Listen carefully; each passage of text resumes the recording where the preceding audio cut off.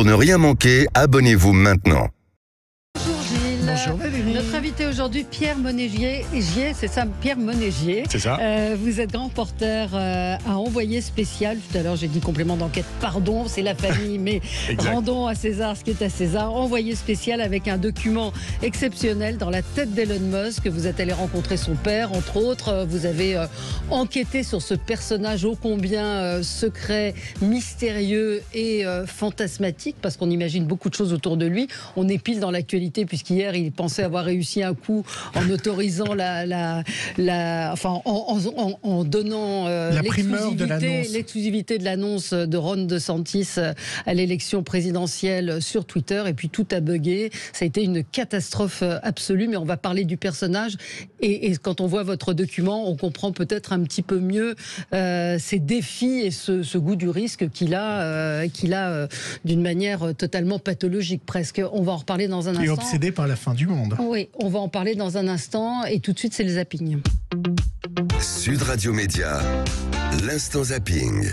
Alors Pierre Monégier, si vous allez sur son Instagram, il est spécialiste de jazz, il adore le jazz. J'ai fait ma petite enquête à l'envoyé spécial. Je confirme. Mais donc pas de jazz pour l'instant dans mon zapping, parce qu'évidemment la reine du rock'n'roll, la tigresse à la vie tumultueuse, Tina Turner nous a quittés hier. Les hommages sont unanimes, comme celui de l'enfant du rock, Philippe Manœuvre. Tina Turner, elle démarre sa carrière en 1957, quoi. C'est du rhythm and blues. Et puis les Rolling Stones la prennent en première partie de leur grande tournée de 1969 avec Ike et Tina Turner, et c'est là où tout le public blanc américain va la découvrir, la lionne du rhythm and blues. Sur scène, C'était de la dynamite, c'était le James Brown féminin.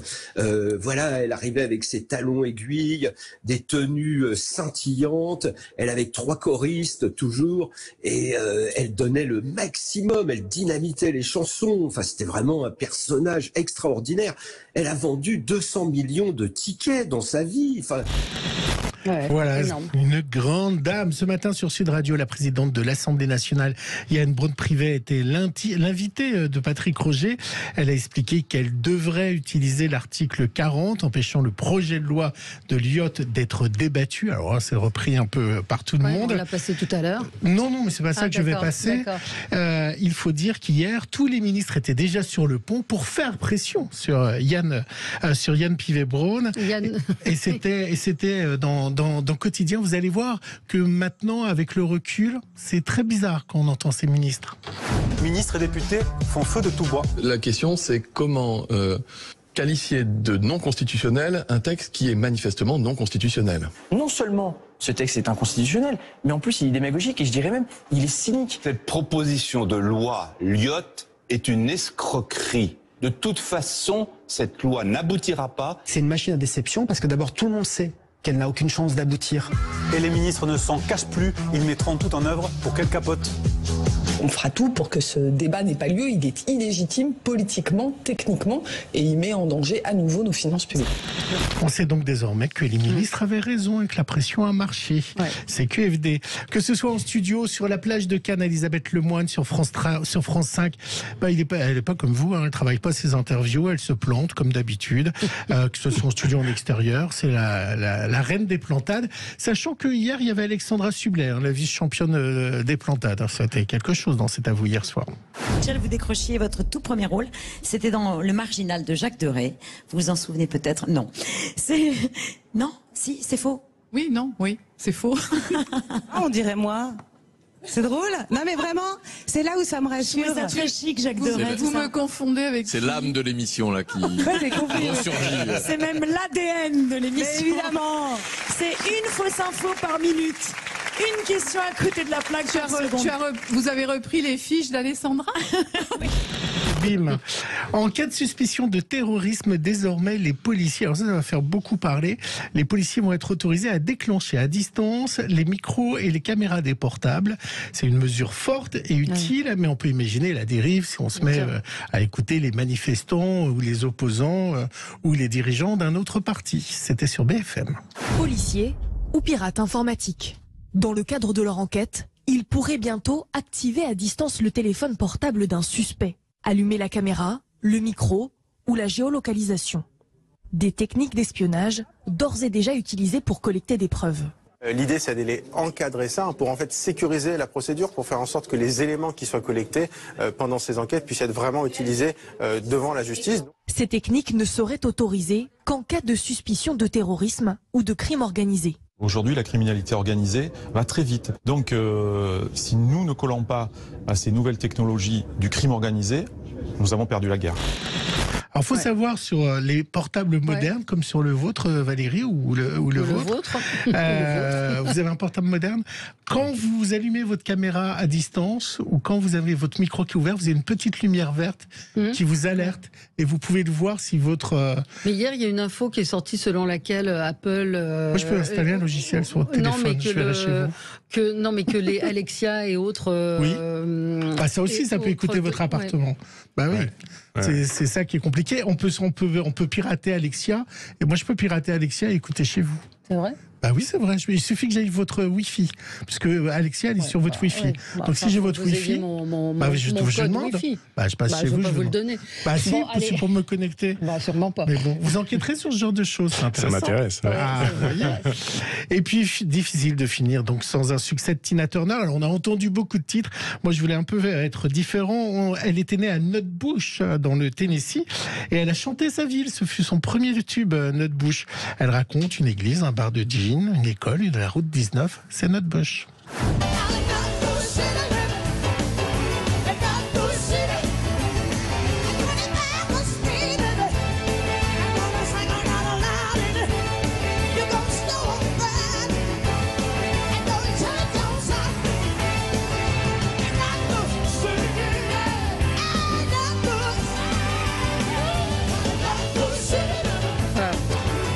Tina Turner, Nutbush. Il paraît qu'il y a tout un auditeur qui me dit en ce moment sur les réseaux, ça s'agite pour savoir qui va hériter. Ah bah oui, parce qu'elle avait 4 enfants, 2 sont morts, dont un récemment, il en reste 2. Bah oui. Mais il y en a un qui est à l'hôpital, qui n'est pas en très bon état, et un autre... elle a peut-être des petits-enfants. Ah oui, aussi, bien sûr. Donc il n'y a pas de question. C'est pas Afida Turner. Voilà, c'est ça. Si tout le monde pense à Afida Turner, évidemment. Il y a des repos en paix, belle maman. C'est vrai. Absolument. Quel hommage. Quel hommage. Absolument. Turner. Allez, on se retrouve dans un instant pour parler d'Elon Musk. Dans la tête d'Elon Musk, c'est un document à ne pas manquer ce soir dans Envoyé spécial. À tout de suite. Sud Radio Média, l'invité du jour. L'invité du jour, Pierre Monégier. Vous êtes grand reporter à Envoyé spécial. Ce soir, Envoyé spécial est consacré à Elon Musk. C'est un document rare puisque vous avez entre autres interviewé son père, son ancien associé. Vous êtes allé donc essayer de comprendre ce personnage, cette personnalité qui à la fois fascine et effraie. Vous ne l'avez pas réussi à l'interviewer. En revanche, on va commencer peut-être par ça. Vous avez fait des demandes et vous avez reçu un emoji caca. Voilà, c'est la réponse qu'on a aujourd'hui si on écrit au service de presse de Twitter, par exemple. Une réponse automatique comme ça. J'ai discuté, échangé un peu en privé avec le bras droit, un homme de l'ombre d'Elon Musk, et qui m'a dit non mais il donne plus d'interviews, il déteste les médias. Quand il donne une interview, c'est lui qui le décide, et sinon il parle à ses fans.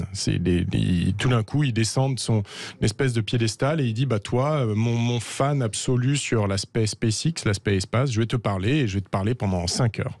Et ça donne lieu à des interviews où il n'y a jamais une question qui fâche, jamais une question qui dérange.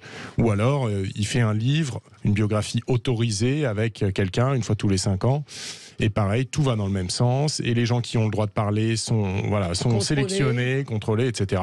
Donc nous, ce qu'on a fait, c'est la biographie non autorisée d'Elon Musk. Et de toute façon, pour entendre Elon Musk, aujourd'hui, il suffit d'aller sur Twitter. Et toutes les 5 secondes, vous pouvez entendre Elon Musk. Donc on s'est dit que finalement, c'était pas sa parole qui était la plus rare. En revanche, effectivement, son père... Ceux qui l'ont côtoyé ou qui le côtoient, son père. Son père qui l'a élevé quasiment seul, de 8 ans à l'âge de 18 ans, et qui donne à peu près jamais d'interview, qui est aujourd'hui fâché avec lui. Comment ça s'est passé ? Oui, il vit en Afrique du Sud, c'est une séquence assez forte. Je ne sais pas si Gilles a un extrait. Non, il n'y a pas d'extrait. On a la bande-annonce qu'on pourra passer tout à l'heure. Mais c'est vrai que c'est un moment assez fort, parce qu'il a l'air un peu barge aussi, le père. Hein.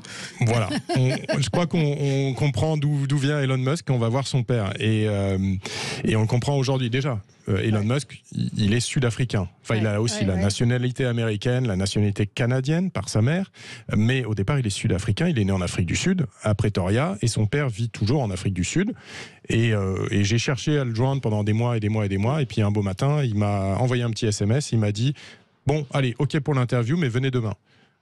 C'est l'Afrique du Sud, c'est un peu loin, mais on y est allé, on savait pas trop à quoi s'attendre, on avait peur qu'au dernier moment ils nous disent non finalement, parce que c'est ce genre de personnalité, et on fait attention avec les frais de reportage et les billets d'avion, donc voilà, et puis finalement on est arrivé chez lui, on a passé je crois 6 heures chez lui, dans sa maison, magnifique villa, très beau, sécurisé par son fils, bien qu'il soit fâché avec lui. Ils sont fâchés. Gilles. Alors, plusieurs choses, il raconte une histoire assez forte d'Elon Musk quand il est enfant, où il va frapper un autre enfant, il va avoir une intercation, et à la suite de ça, on va découvrir qu'il est Asperger. Est-ce que ça joue beaucoup dans cette folie, ou la façon dont il est assez cash avec son personnel? Est-ce que cette maladie d'Asperger, ce syndrome, est-ce que ça le rend vraiment insociable, et ça pourrait expliquer certaines choses? Donc Asperger, c'est un syndrome qui complique les relations sociales. Donc ça pourrait, après je ne suis pas psy et je ne suis pas médecin, mais ça pourrait expliquer en grande partie les relations sociales un peu étonnantes d'Elon Musk, c'est sa façon de gérer ses entreprises, etc. Parfois il s'en sert comme excuse aussi, tout simplement. C'est aussi un bourreau de travail, et il veut que les gens travaillent comme lui, et donc il est brutal, il est brusque dans son management. Ça c'est même des gens qui l'admirent énormément nous disent, voilà, il nous appelle à 4h du matin en disant bah t'es où? Oui, c'est ça. Je dors dans mon lit, Elon, il est 4h du matin. J'ai commencé à 6h ce matin, j'ai fini à 23h, et là je dors pendant quelques heures. Mais qu'est-ce qui le fait courir? C'est une obsession, plusieurs obsessions. Il est obsédé par la fin du monde. Par exemple, voilà, la fin de la civilisation humaine, vraiment. Ça prend plusieurs formes. Il pense que la woke culture ou le politiquement correct, par exemple, menace notre civilisation. Il pense aussi qu'il y a des menaces externes, le climat, un événement, une météorite ou le soleil qui explose, qui peut détruire la Terre, et que donc on doit aller vivre sur d'autres planètes. Et donc il prépare ça. Il prépare sa fuite, surtout sa fuite vers Mars, où il veut construire des tunnels, parce que pour l'instant l'air n'est pas respirable sur Mars. Mais il le prépare même, il faut lui reconnaître ça, il le prépare même pour de futures générations.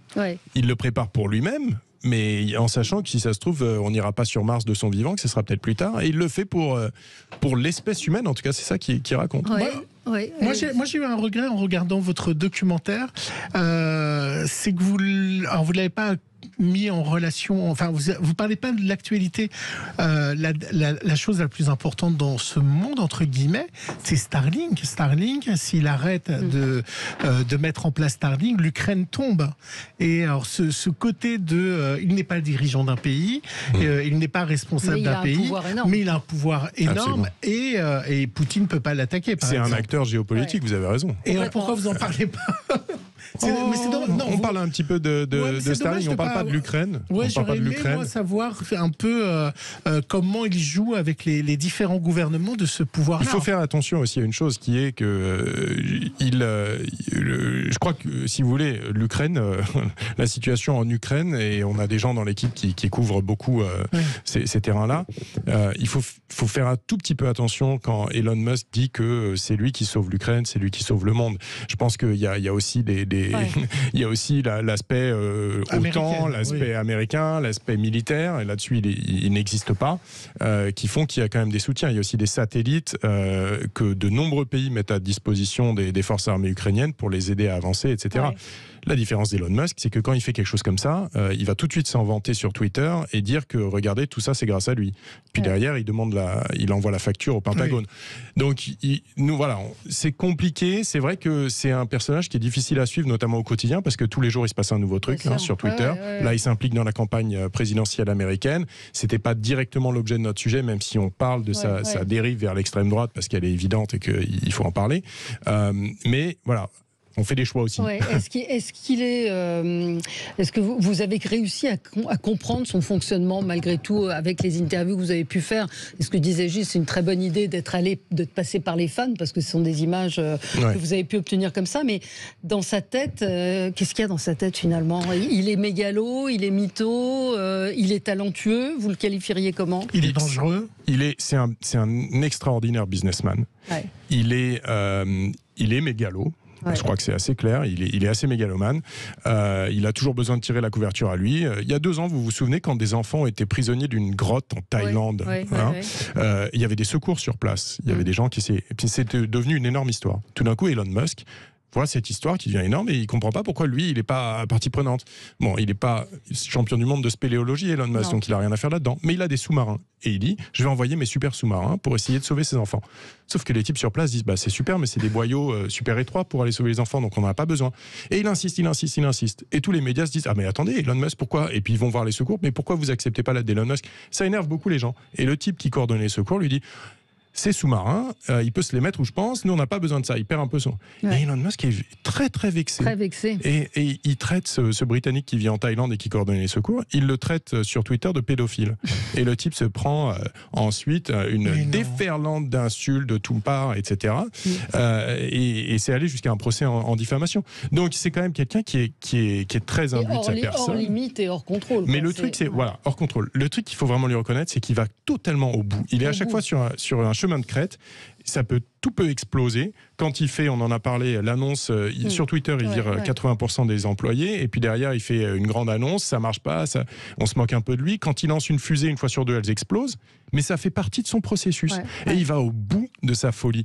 C'est un milliardaire, absolument comme aucun autre. Vous avez peut-être vu Jeff Bezos, patron d'Amazon, qui s'est acheté un yacht immense, etc. Il a mis le buste de sa compagne dessus, et puis il fait de la gonflette, etc. Elon Musk, il n'est pas du tout là-dedans. Il n'a plus de maison, il n'a pas de villa, il n'a pas de yacht, il n'achète pas des montres très très chères. Il vit chez des amis, dans ses bureaux, dans des hôtels. Il y a aussi un aspect financier, parce qu'en fait, en Californie, si vous possédez une maison en Californie, vous êtes imposé sur tous vos revenus en Californie. Donc c'est pour ça qu'il a plus de maison en Californie aussi. Mais vous voyez, il n'achète pas, il n'a pas de signe extérieur de richesse. En fait, Elon Musk, tout son argent, il le réinvestit dans ses projets complètement fous. Il a perdu 182 milliards de dollars en une année. C'est jamais arrivé. Personne n'a vu ça. Et il y a des Madame Musk. Il y a des Madame Musk, il y en a plusieurs, il a 9 enfants. Et il en a eu 10, il a perdu son premier enfant, son premier fils du syndrome de mort subite du nourrisson. Et il a 9 enfants aujourd'hui de 3 compagnes différentes. Il a une relation, une vie privée assez mouvementée, comme son père d'ailleurs, qui a lui aussi 7 enfants de 3 femmes différentes. On apprend, vous avez vu un de ses anciennes associées, et on comprend qu'il lui a piqué carrément l'idée de la Tesla. Oui, enfin... C'est peut-être un peu plus subtil que ça, mais enfin, on voit que le prototype, c'est son associé qui l'a imaginé. Tesla, les voitures Tesla que vous voyez dans la rue. Il a acheté l'idée, en fait. Il a mis l'argent derrière, mais la société existait déjà depuis 2 ans. Elle avait été fondée par 2 personnes, dont une personne qu'on rencontre, 2 ingénieurs écolos, passionnés par les voitures électriques, etc. Et Musk... c'est un businessman, c'est pas un ingénieur. Il est arrivé derrière, il avait fait fortune en revendant à la revente de PayPal, et il avait beaucoup d'argent, et il a mis tout l'argent, et après il a essayé en fait un peu de réécrire l'histoire en disant que c'était un peu lui Tesla, et pour ça il a effectivement évincé ce monsieur Martin Eberhard, qui est le vrai cofondateur de Tesla. Mais comment il arrive, par exemple, à convaincre la NASA? C'est quand même dingue de se dire, vous avez une entreprise d'État, la NASA, qui lance des fusées, puis il y a un mec qui arrive, qui dit, moi aussi je vais lancer des fusées. Et la NASA lui dit, bon, je vais te donner de l'argent pour que tu puisses lancer tes fusées. Quand on regarde comme ça sur le papier, parce que c'est la réalité, c'est quand même fou d'arriver à croire qu'on puisse lancer des fusées. C'est fou. Il y a 15 ans, quand Elon Musk est arrivé dans l'aérospatiale, tout le monde se moquait de lui. Tout le monde se fichait de lui. Les Russes, les Européens, et, les Américains, américains, et ils le reconnaissent aujourd'hui. C'est Elon Musk, il rencontrait ses associés, il faisait partie de la Mars Foundation. C'est une sorte de, je ne sais pas comment expliquer, c'est une sorte d'association aux États-Unis de gens qui sont passionnés par Mars, qui pensent qu'on va aller sur Mars, etc. Et donc on l'a regardé, on l'a vu venir en disant c'est encore un de ces millionnaires de la Silicon Valley. Il va lancer 3 fusées, et puis nous on va se faire un peu d'argent sur son dos, etc. Et en fait, il avait un projet beaucoup plus vaste, beaucoup plus ambitieux. Et aujourd'hui, on s'en rend compte. Et aujourd'hui, c'est fascinant parce que quand vous parlez avec Thomas Pesquet, quand vous parlez avec des gens qui sont dans l'aérospatial, et certains même, il y en a un d'ailleurs après le reportage qui est interviewé par Élise Lucet et qui est boss au CNES aujourd'hui, donc des ingénieurs aérospatiaux aujourd'hui nous reconnaissent qu'il y a 10 ans ils se moquaient de lui et qu'aujourd'hui en fait ils le vénèrent en disant mais ce type il a fait ce que des pays entiers n'ont plus fait, ont arrêté de faire. Il fait rêver les gens à nouveau. Aux États-Unis, vous rencontrez des gens qui ont vécu Armstrong sur la Lune, etc. et qui ont vu les États-Unis et la NASA arrêter la colonisation de l'espace. Et aujourd'hui, lui, il remet ça. Vous savez, à la seule force du poignet, c'est quand même fascinant. Vous savez s'il a débauché des Français ou pas? Il y a beaucoup de Français qui travaillent pour Elon Musk. Il y a des Français qui travaillent aussi bien chez Tesla que SpaceX. Il a été au courant de votre reportage Est-ce que vous avez eu des pressions? Il n'était pas très content quand on a interviewé son père. Ça, je le sais. Vous l'avez su comment? Je suis par le bras droit qui travaille pour lui, qui s'occupe de ses finances, de la garde de ses enfants, etc. Mais ça a été quoi, menaçant? Non, pas du tout. Non. Mais bon, pas content. Mais pas content. Et là, on a essayé. Quand il est venu à Paris, à nouveau, désespérément, j'ai envoyé des centaines de tweets sur les réseaux sociaux pour essayer d'obtenir une interview, parce que voilà. Mais au final, très honnêtement, on est quand même très content de faire ce reportage sans lui. Il est omniprésent, il est déjà là partout. Il sature l'espace. Les images sont les images sont très fortes. Parce que de fans, mais il a vraiment tué 3 mecs, le père? C'était dans la presse locale. Oui, j'ai été attaqué. Il y a 8 blacks qui sont arrivés cagoulés. J'en ai tué 3. Je me suis dit, mais il est mytho. C'est à regarder ce soir. Envoyé spécial 21h10 sur France 2. Très belle enquête, Pierre Monégier. Avec Édouard Bailly, Élodie Delevoye et Benoît Sauvage qui étaient avec vous. Merci à vous. Dans un instant, Jean-Jacques Bourdin.